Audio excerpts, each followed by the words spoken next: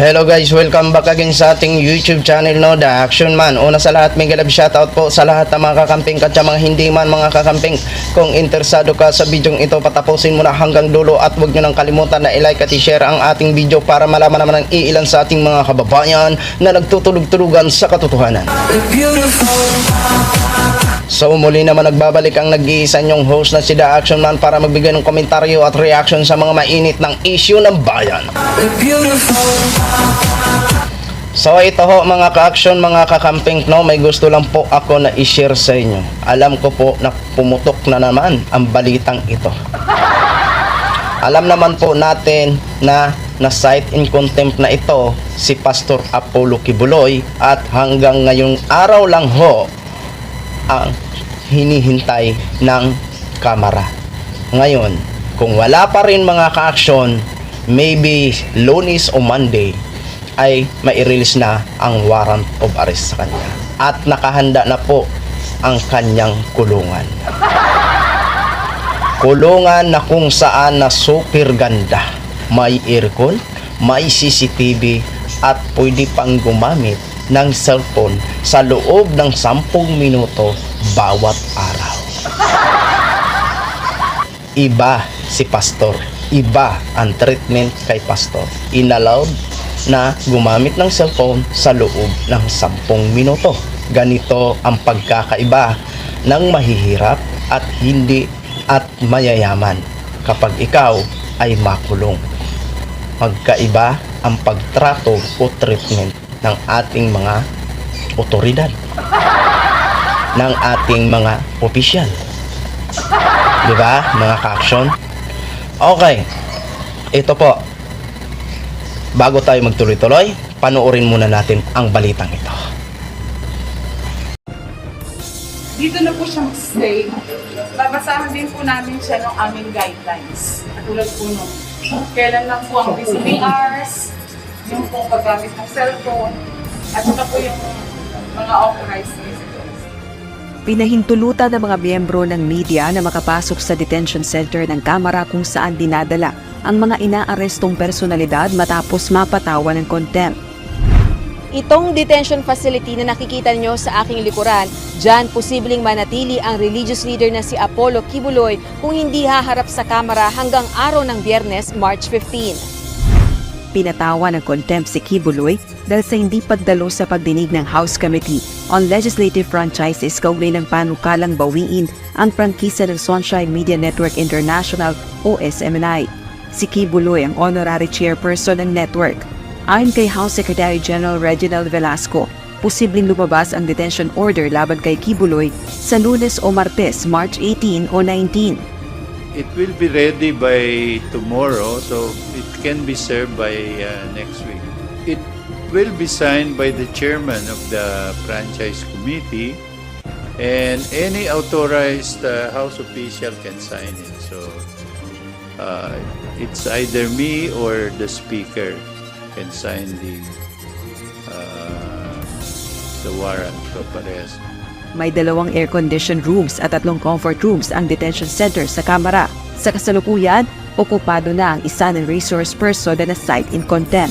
Bakante naman ang katabing kwarto nito kung saan posibleng dalhin si Kibuloy. Equipped ang detention center ng CCTV cameras at monitored ng Legislative Security Bureau.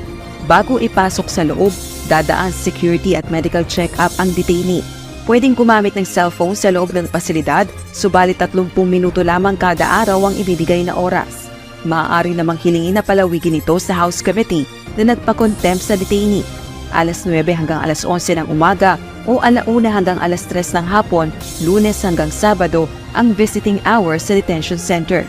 Samantala, welcome naman para sa Makabayan Block lawmakers ang pagkakapasa ng panukalang batas na nagsusulong na bawiin ang prangkisa ng Suarezug Media Corporation na nag-ooperate sa ilalim ng business name na Sunshine Media Network International o SMNI.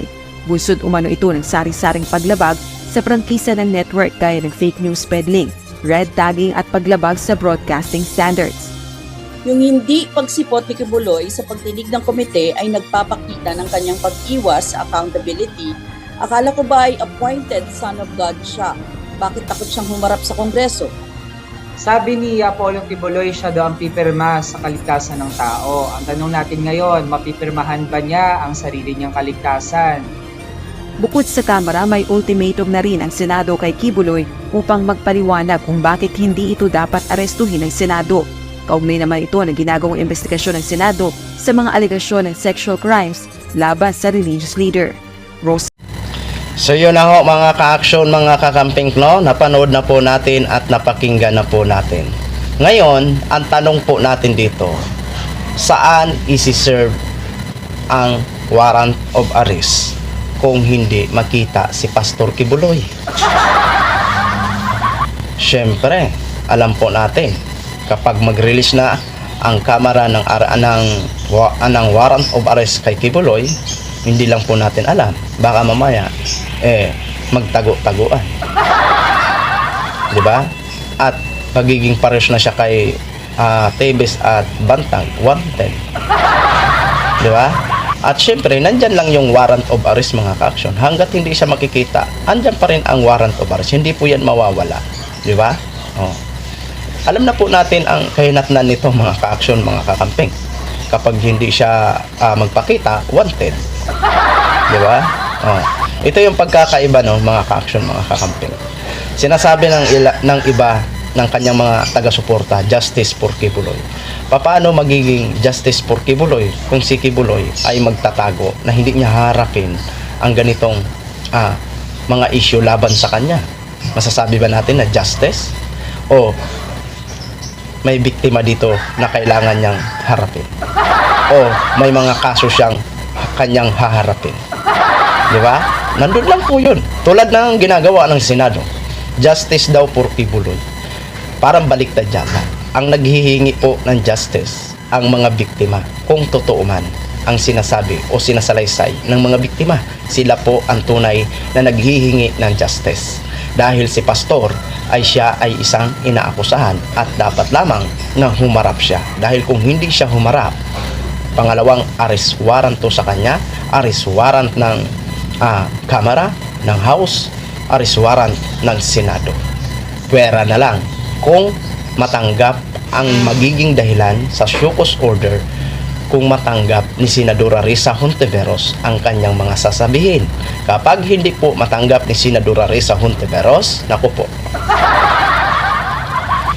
itong sinasabi na pwede na rin siyang arestuhin.